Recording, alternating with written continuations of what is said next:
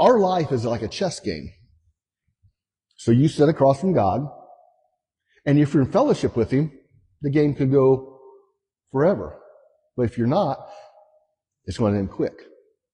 And what that means is, everything that you do, God will always win the chess game. You will never win the chess game against God, because He always knows what to do before it. No matter what move, He's always got ahead of it.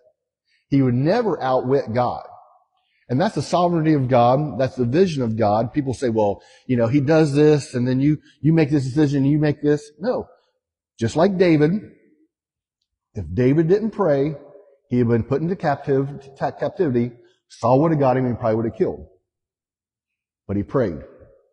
And he asked God, what do you want me to do? Is this going to happen?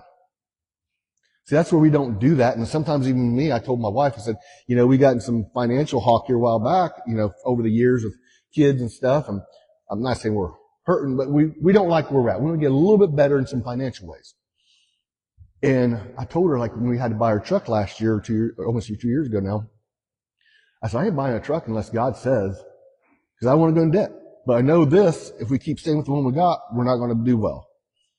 So I laid out a fleece. I prayed about it. I said, God, I don't like silver trucks. I got a silver work car.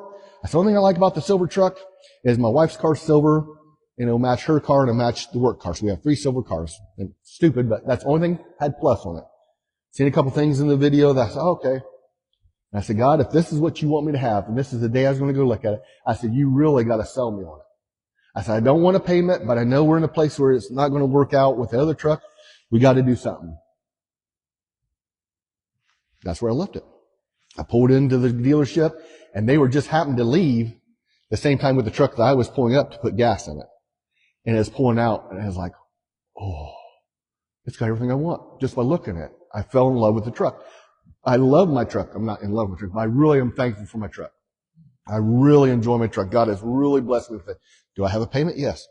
But we prayed about it. The truck we had before that, we didn't pray. We had a boat with that. We didn't pray. And it caused an issue. We had problems with the boat constantly, had problems with that truck constantly. And God says, pray to me. Yes, I know you need things, but be on my terms.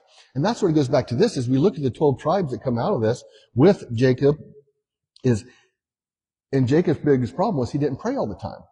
But he just said here, when I was in Luz and I prayed, God granted me the land of Canaan to be our inheritance. He was eternally. It says in my ESV 2.0 here, it says eternal